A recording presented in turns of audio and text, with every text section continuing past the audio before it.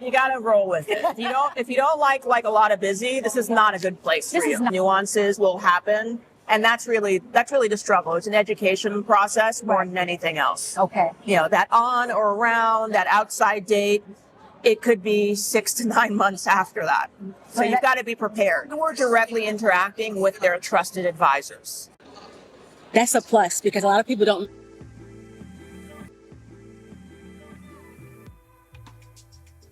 Well, I'm super excited to have you here, Nicole. Thank you so much for joining me. I'm glad to be here. I know it's a lot going on here, but this is New York City. We gotta just power. You gotta roll with it. If you don't like a lot of busy, this is not a good place for you. This is not the place for you. So with that being said, Nicole, can you please tell our audience and our viewers, their name and a little bit about your background? Sure. My name is Nicole Beauchamp. I am an associate broker with Engel & Volkers. I have been in the real estate industry for over 20 years. So tell me something. What has been the craziest closing you came across in New York City over the past 2 to 5 years, as on the buyer end or the seller end? Has anything come to mind that you kind of wish wow, this deal is taking too long to close, especially dealing with luxury real estate? And tell everyone which market of New York luxury real estate you're at. So I, interestingly, have sold in every borough except for Staten Island. Okay. I have sold, at this point actually, I have sold new development in each borough except for the Bronx. Wow. In the Bronx, I've done some co-op sales.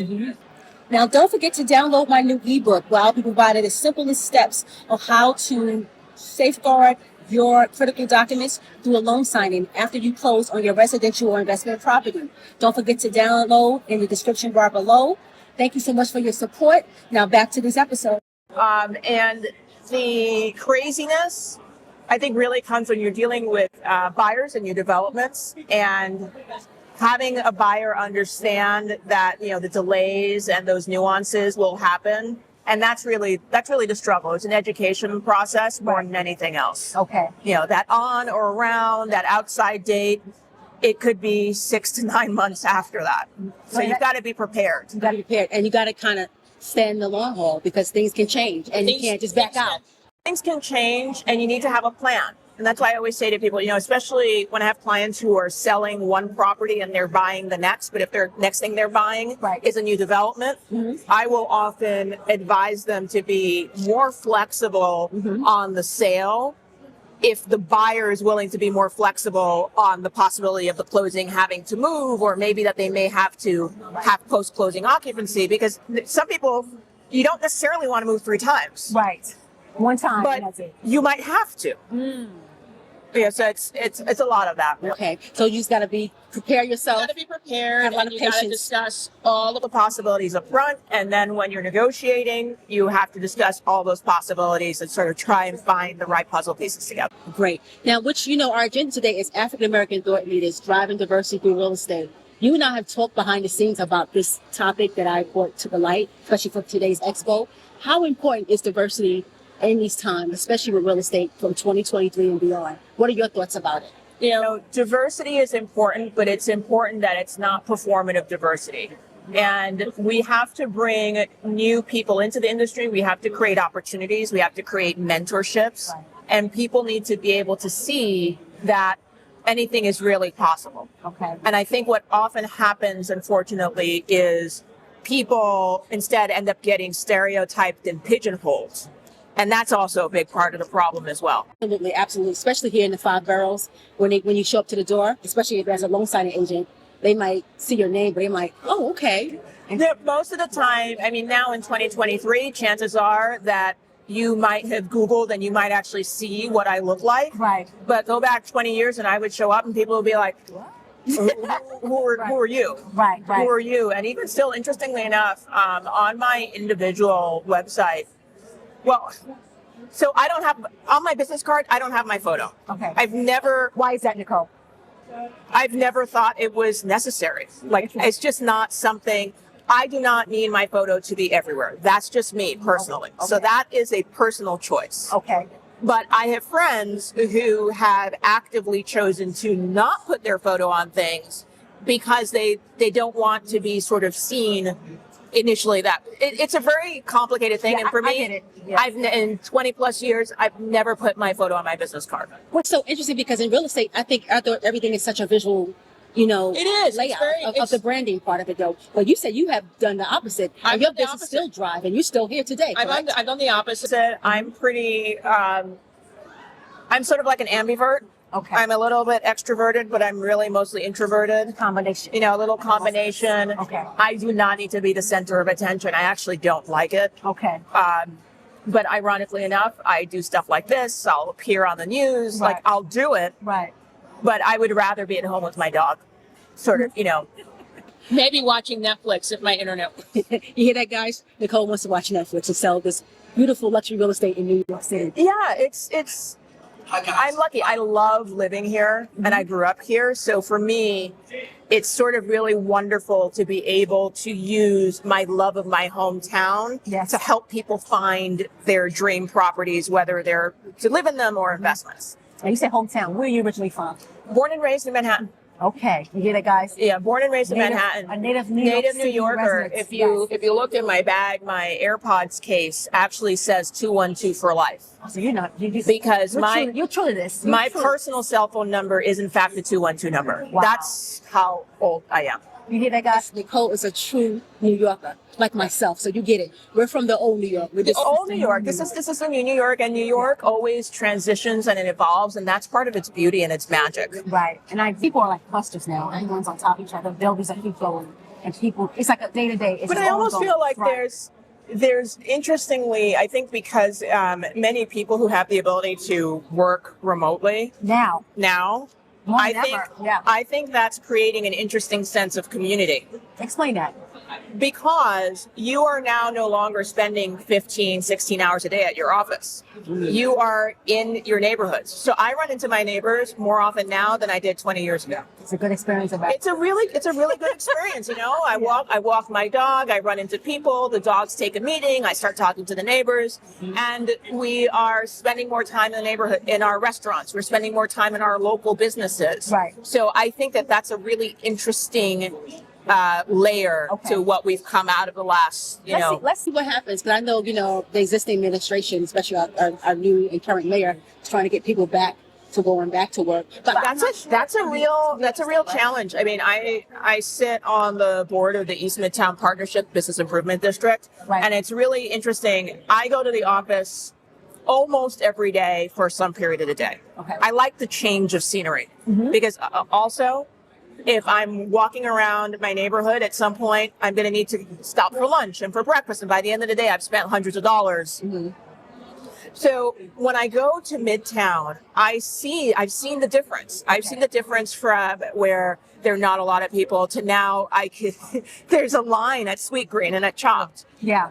But it's usually like midweek. Tuesday, Wednesday, Thursday is usually when you see the biggest concentration. And then like Mondays and Fridays. And I have clients who are 2 days in the office and 3 days at home, or 3 days in the office and 3 days at home. And they're enjoying that sort of balance and what that gives back to their life. And I don't know that we'll ever see people go back to the office 5 days a week. We'll see. It'll be really, really interesting. We'll see in the next 5 years. We have to revisit this conversation. I think in the next 5 years, and it's also interesting the impact that's going to have on commercial real estate. That's a major. That's a major thing. Think about all the pensions that are heavily invested. So I think that's really something to watch. Yeah. So we have to see over the next 5 to 7 years and see what happens. Absolutely, I agree with you. Now let me ask you, what has been the biggest closing you have done in luxury real estate on your end over the past 2 to 5 years? Would you like to share? As the biggest deal, was it like?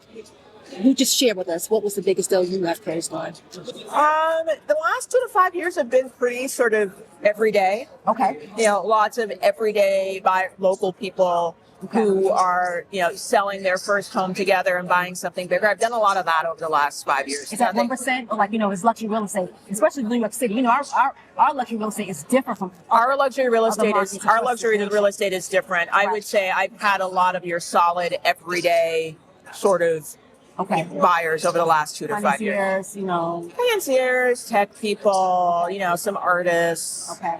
Things like that. typical people want to be in New York or wants to be amongst us. Yeah, no, and also people who have decided, they're committing for the long haul. And then I have clients who've bought properties from overseas, and they've done that because International's big, Nicole. International's real big. International is really big, and I will tell you, over the last week I was having a conversation. We had a visitor from one of our offices in Italy. Then the following day, there was someone from one of our offices in Prague, who was then going to visit California. So I connected him to my person in San Francisco. Yesterday, I got a call from someone in Portugal. My clients from London have been calling. I have a client from South America who's here this week. So there's always a lot of mix. A lot of moving around. There's always a lot of moving around. And the thing with that is that international real estate, I think more than anything else, is really, really relationship and trust driven. Absolutely, I agree. And people talk about, are the international buyers back? And they never really went away. They were directly interacting with their trusted advisors. That's a plus, because a lot of people don't know that, because I think people push that fear of like the market is crashing. People push the fear of the market. And what you have to understand is that that segment of the market is very relationship driven. It's very referral. Absolutely. It's very referral driven. So you may be sitting and saying, oh, well, nobody's calling on my listing, but it doesn't mean that those people aren't there. It means that they're talking to their longtime broker of 10 to 15 years to transact. And that's the key. And that's the key. And during the pandemic, some of my clients weren't interested in resales. What were they interested in? They were interested in new development.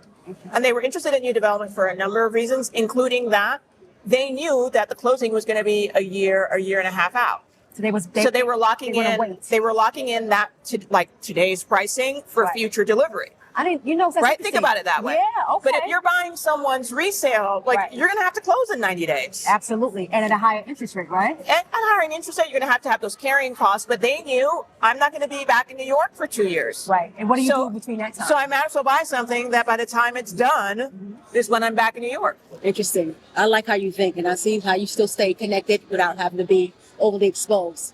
No, I don't. I focus on, my clients know that I know the data inside and out. And you do. And I will tell them I'm like, look, this is not really a good idea for you, or it doesn't fit.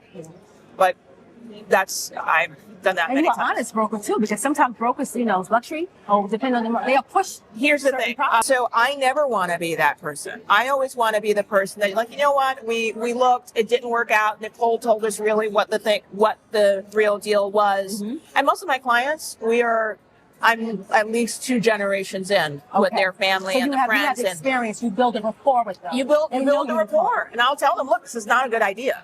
So just not the right property for you, not the right time. And they trust you, Nicole. And that's the key. They trust, and trust is earned. You can't just manifest it. It's not an app. Nowadays. Now, Nicole, you said a lot of good things, but I want to let everyone know, where can they follow you at? They want to reach out to you about maybe purchasing property or have some more insight about your experience dealing with luxury real estate in New York City. Please tell them where Absolutely. you can I think the easiest way is probably finding me on LinkedIn, Nicole Beauchamp. If you go to NicoleBeauchamp.com, that will also take you to pretty much everything. I'm pretty easy. You can actually just Google me. If you Google Nicole Beauchamp and New York City real estate, I'll pop up. And also, too, we're going to also put all your information in the YouTube channel. Oh, okay, perfect. So there'll be all the links in there. I'm going to definitely have that checked in. So you guys, once we get all the content up, I know you're on LinkedIn, so they can definitely follow you. No, I am. I'm on LinkedIn. I'm on Instagram. I'm on Twitter. Okay. I'm on Facebook. I'm on most of them. I'm actually easier to find than we love it. Not. Well, Nicole, thank you so much. No, my pleasure. I really enjoyed it. Absolutely. It's been a blast. And I appreciate it. Yes, absolutely.